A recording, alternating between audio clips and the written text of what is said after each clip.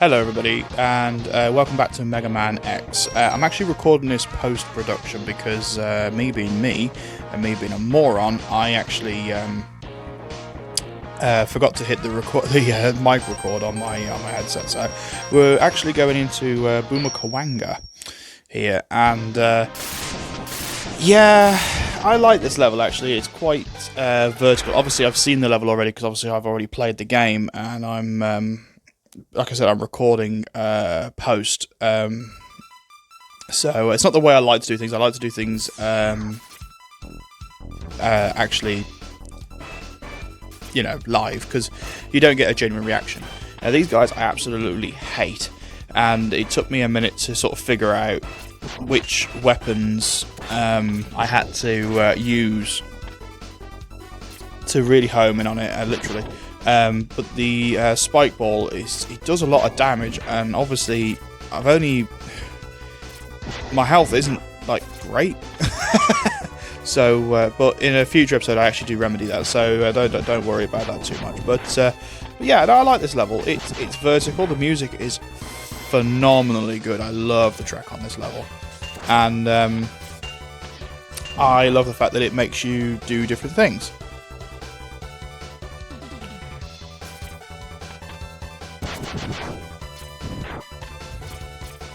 Cool.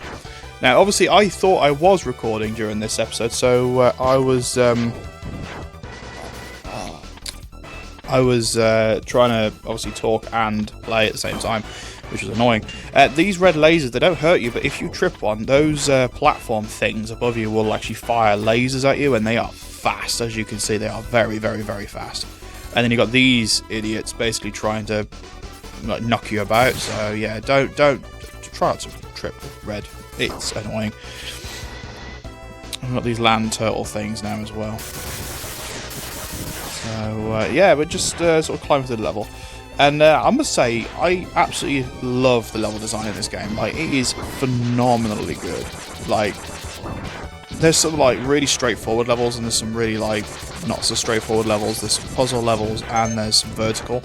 And I just love it. It's fabulous. Oh yeah, this bit. So you basically get on this elevator, it's going to take you through a route of spikes, and if you touch a spike and you get crushed, it's an instant death, which is annoying. I think I do actually get killed here a few times, sadly, but these things also come out of nowhere, and yeah, there we go. And they'll like knock you into them and things. It's really irritating.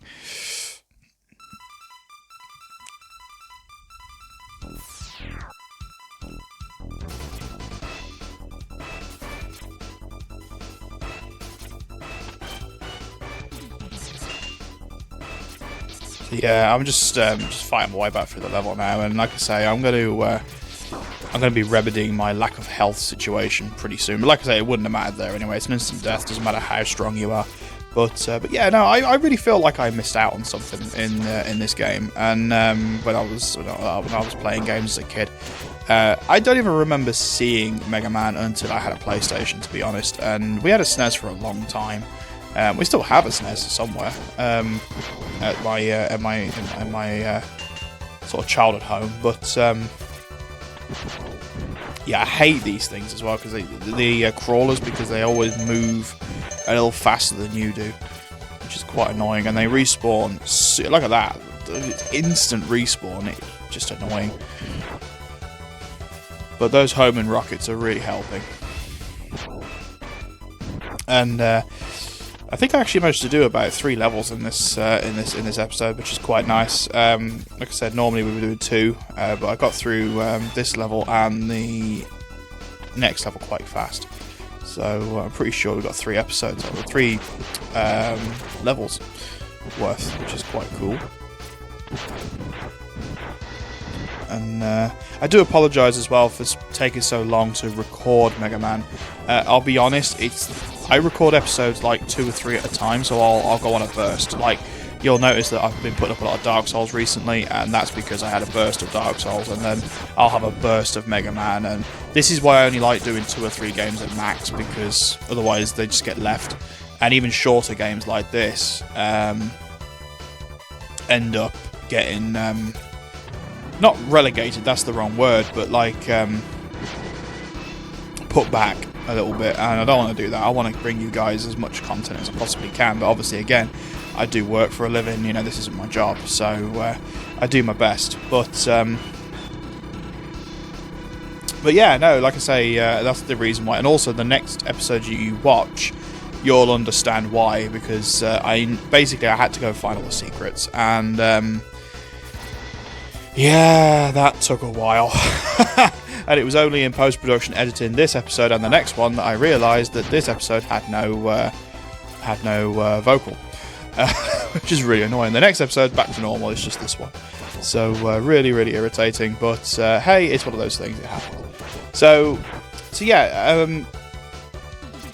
Obviously, trying to use the homing rockets here to try and get rid of these guys. And this was the hardest part of the level, because you have to think vertically, and also you have to clear a lot of enemies out before you can even think about moving on.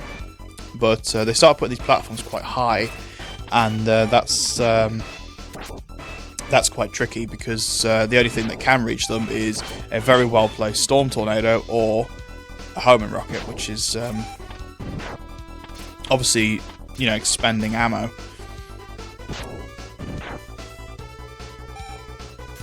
Yeah, I never do learn my lesson. Don't just jump on platforms around. There we go.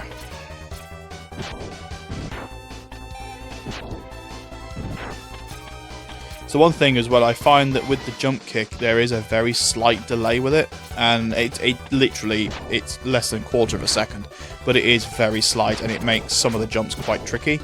And that's not a bad thing. It's one of the you just got to adapt to it and strategize. But yeah, it does make things a little tricky. All right, finally got to the top. There's a heart tank there, which I can't get just yet. So, but don't panic, that'll be rectified. I was actually sort of thinking for a second, like, how in the world would I get that? But then a bit later on, it sort of struck me as, oh, that's how you do it, and you'll see that later on. Don't worry. Yeah, these guys are a little annoying. I'm trying out some different weapons as well, because obviously I tend to just use the X-Buster quite a bit, because it's a good weapon. It's a good standard weapon. So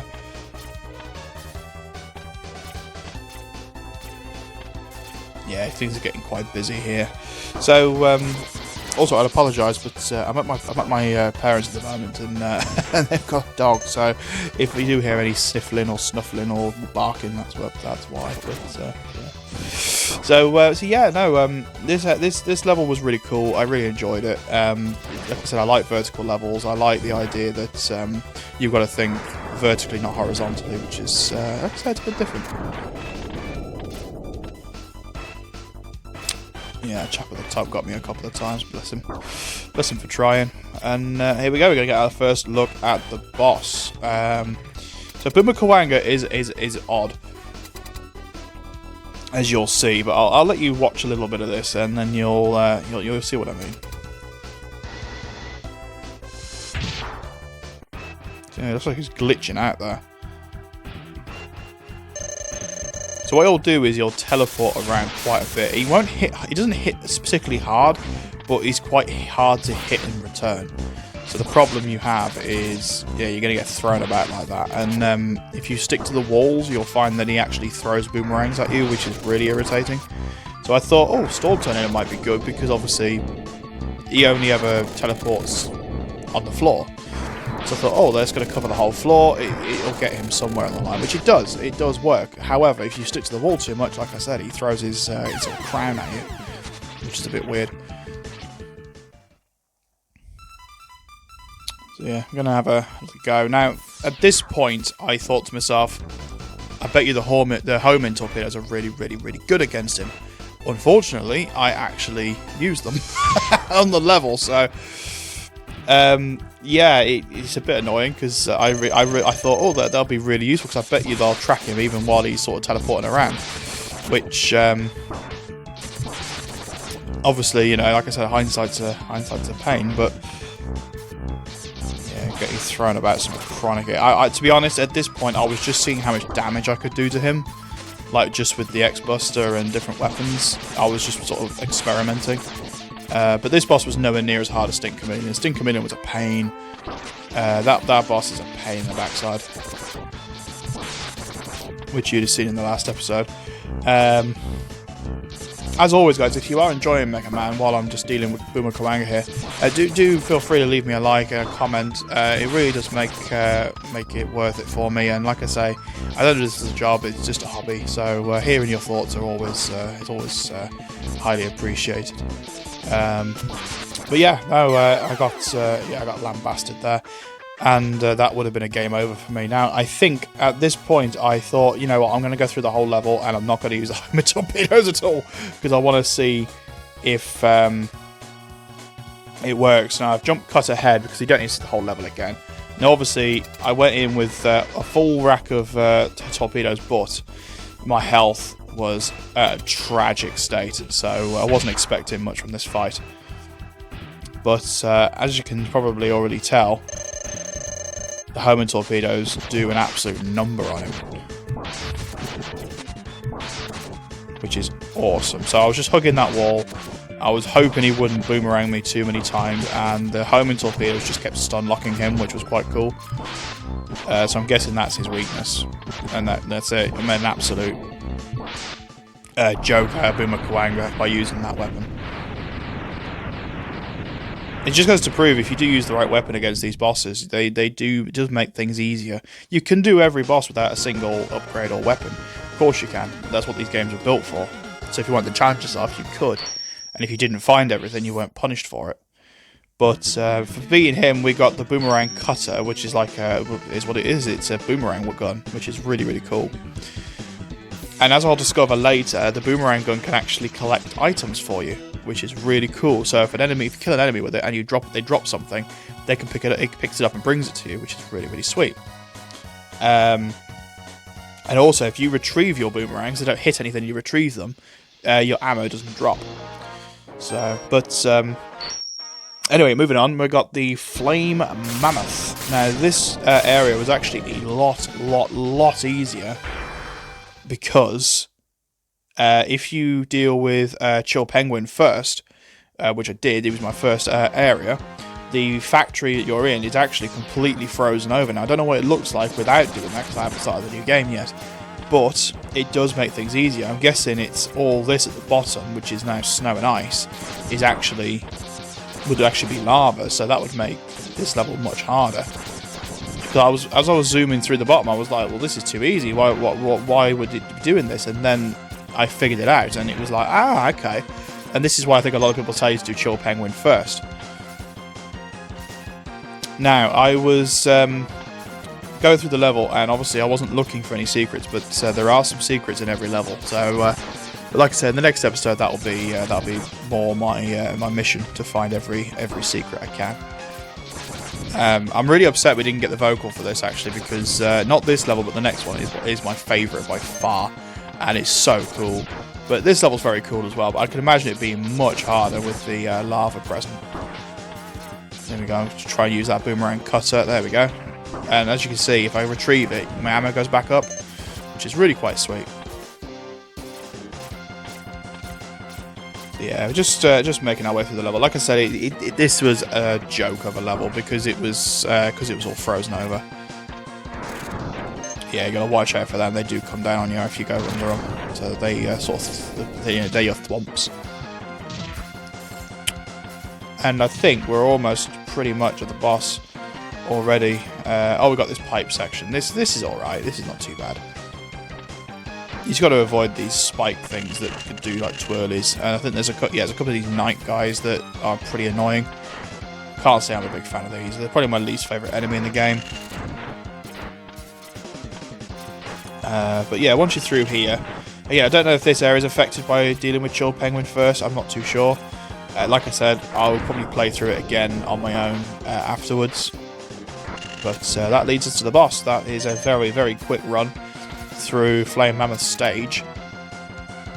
And Flame Mammoth himself, I thought, oh, he's a Flame Mammoth. I thought, oh, Shotgun Ice might do some good against him.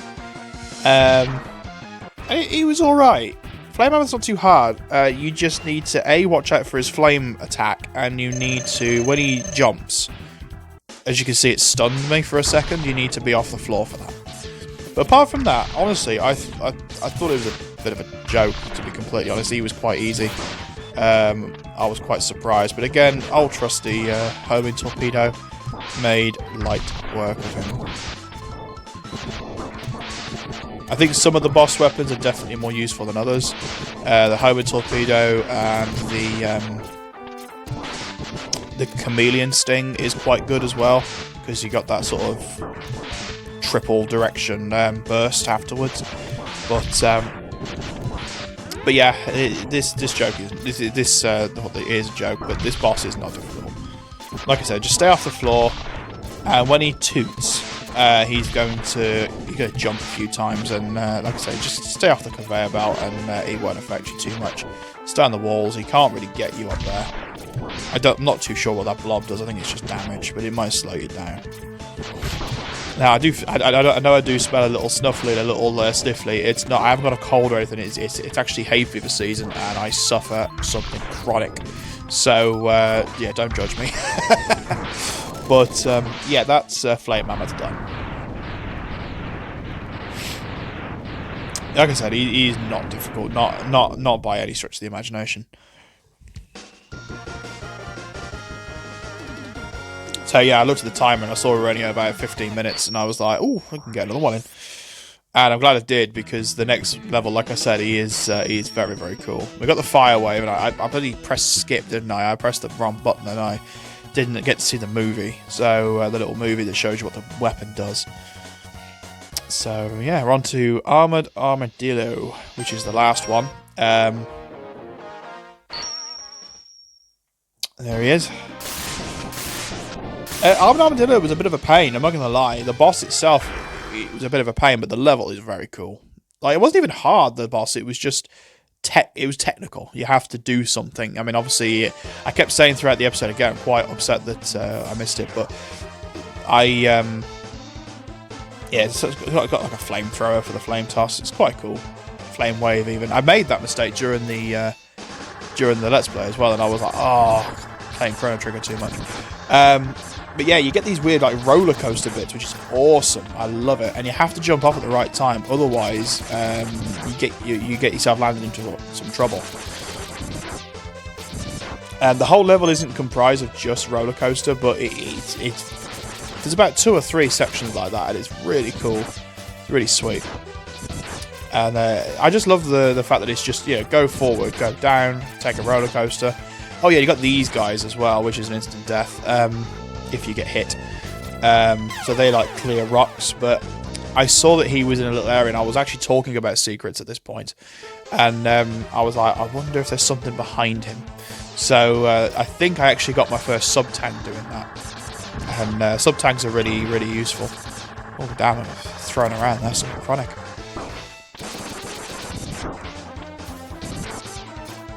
Cool.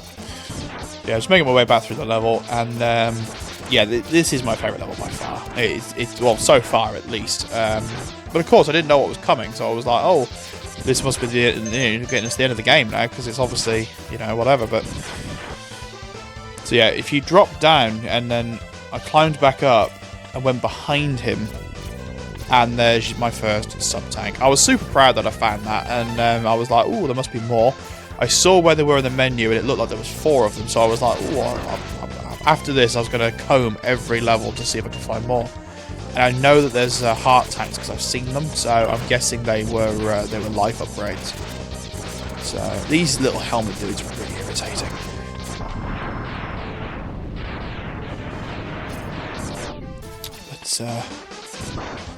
But yeah, I was sort of looking at the sub-tank, and I was like, oh, I wonder what it does. I didn't know if it was for extra ammo or life or something else. I wasn't too sure.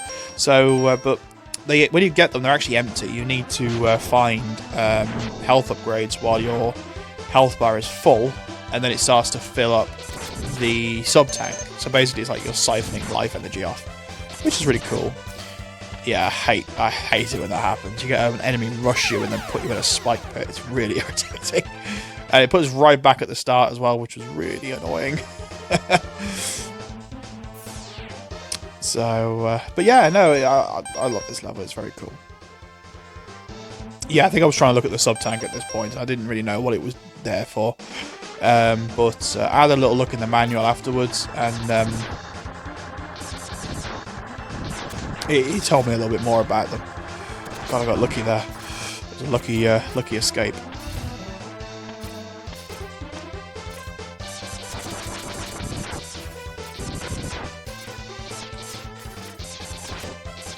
But yeah, I can imagine this game. It makes this game a lot easier when you start finding stuff like sub tanks, like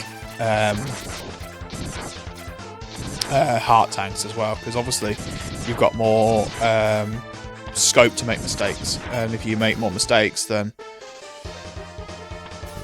you're not going to just die from it all the time. Now, I was actually quite proud of this little skip run. I was quite happy with it. Didn't take a hit, and didn't get killed by the mauler. But yeah, those helmet dudes are really irritating. They're completely invincible with the helmet down, and you can't hurt them at all. Now, this is where I got killed last time. I still got hit by the spike thing, but I didn't get thrown to the pit of death, so that's all good. There's a lot of stuff going on here, so I was just like, yeah, I need to sort of get out of dodge, sort of thing. And I think this is the last roller coaster section, but it's one of the coolest. Sort of like almost like a pinball machine.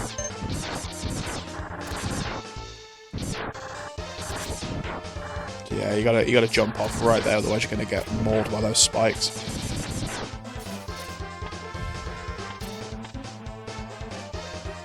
Now this is where I actually found my first heart tank as well, I believe it was. If you follow this thing and you destroy it before it gets to a certain point, it's here, you can actually get a heart tank, which is really nice. But if you don't destroy it, it's going to destroy that ledge, and it makes it impossible to get it, I'm pretty sure. So again, I didn't ever experiment with it, but like I said, I was lucky. I was shooting anyway, and then when I found what was there, I was like, oh, okay, fine. I bet you that's what happens. So yeah, you're going to take this last roller coaster ride out. This is actually going to take you to the boss. But if you leave it too long, guess what happens? You get thrown back. Now, I was very lucky and I jumped. And you can actually take the route back, and there's another roller coaster there for you. So yeah, you just need to take the route back, and because you cannot make that jump on your own, even with a dash, you can't do it. So it's a bit annoying, a bit arduous, but you're always better off going back. I didn't realise I was taking the same route back, to be completely honest, until I saw that area there. Now, I was very lucky there. I've been hit, so I was out of my sort of invincibility grace period, and I was very happy to see that there was a cart there waiting for me. So I think this time I managed to actually, do what I was meant to do. Reminds me a little bit of Battletoads Turbo Tunnel, which is one I get nightmares about. Oh no, I fell off. But yeah, that's a level I have nightmares about even now. But yeah, they got me a game over, sadly.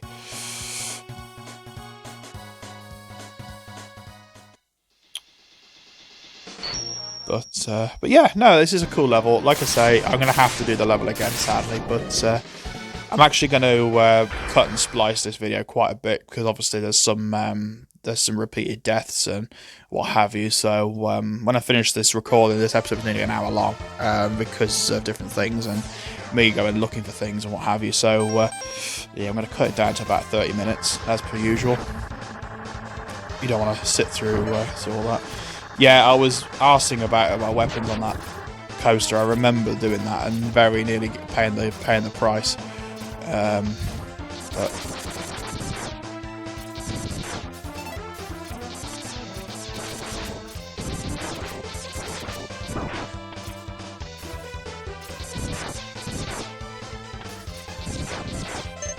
yeah, I decided to just skip ahead on this one. Like I say, I knew I was a lot faster than the digger. Didn't know how to get those, and I realised, oh, my head bash, that would be what that's for.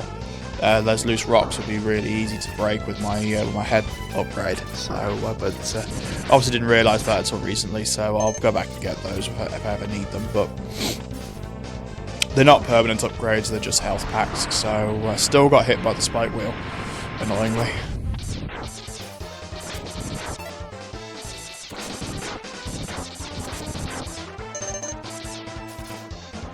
this bit's mad. Like, there's just so much going on. Like I say, there's just so many bats, and you've got the pickaxes coming at you and all sorts of. There's just a lot of stuff happening. I'm glad I left this level to last, because even though it's one of my favourites, it's one of the most hectic, and I think those sort of levels will make for good final levels. But I do like, there's one thing I like about this game: you can literally play it in any order you want, and there's replay value, because if you miss an upgrade, you can go back and get it, and if you need an upgrade to get an upgrade, you need to go back in anyway. So, but yeah, things like heart tanks and what have you, they're permanent. So once you've got them, you've got them. So don't worry about losing them. I think we're almost back now. I didn't really cut ahead during this bit because the level's so short, and I can generally cope with most things that are going on. So, pretty sure I made it across this time.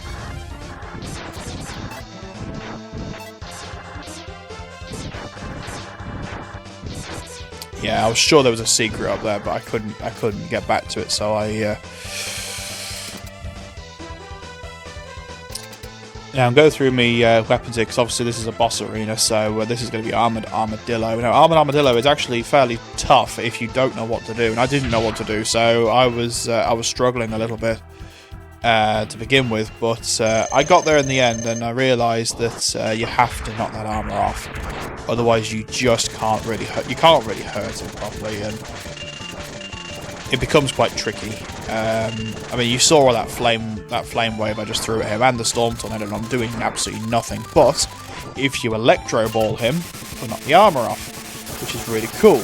Now, the problem with this is, if you die, you're probably going to have no ammo left, and you're going to have to do the whole thing with his armor on, which is 10 times harder, because you need your boss weapons to even scratch him.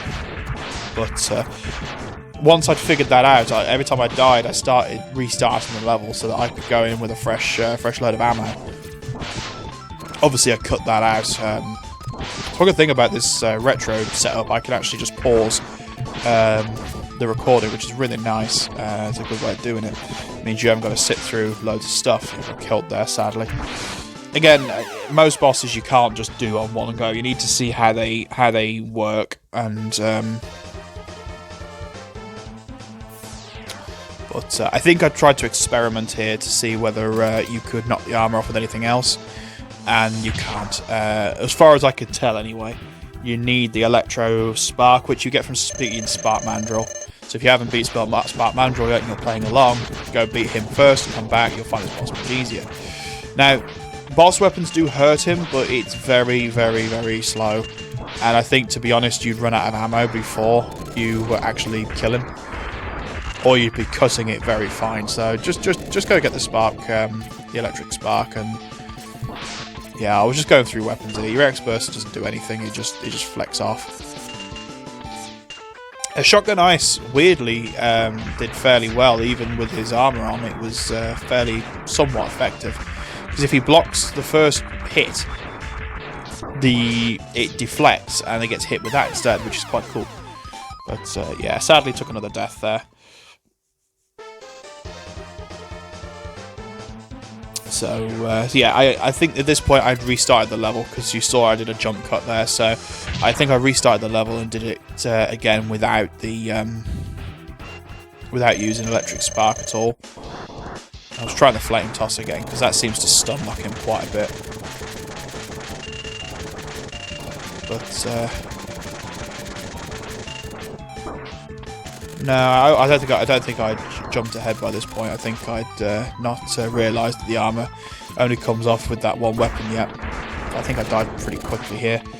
So yeah, I died very quickly there. So yeah, no arsing about. You really do need that electric spark. So make sure you've done Spark Mandrill first. Once I'd realised what to do, I got through it really quickly, like really, really quickly. Again, like with Flame Mammoth, once I'd figured it out in the first fight, but in this, it took me a couple of fights to sort of realise what was going on. So I checked my electric spark, and I realised I had none left. So this is when I started using Shotgun Ice, trying to get his life down, and that wasn't happening. So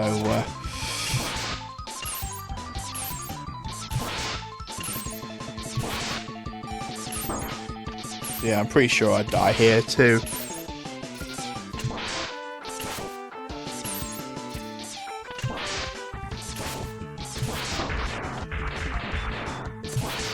Yeah, I'm running out of everything. I was trying to use the sub tank, thinking, oh, you know, again, I wasn't sure what it did.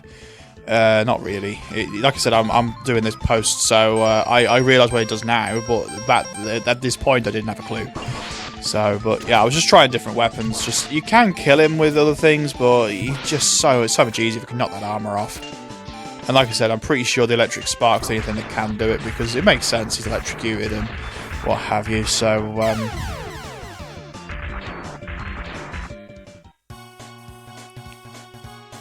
But yeah, he kicked my ass. No jokes there.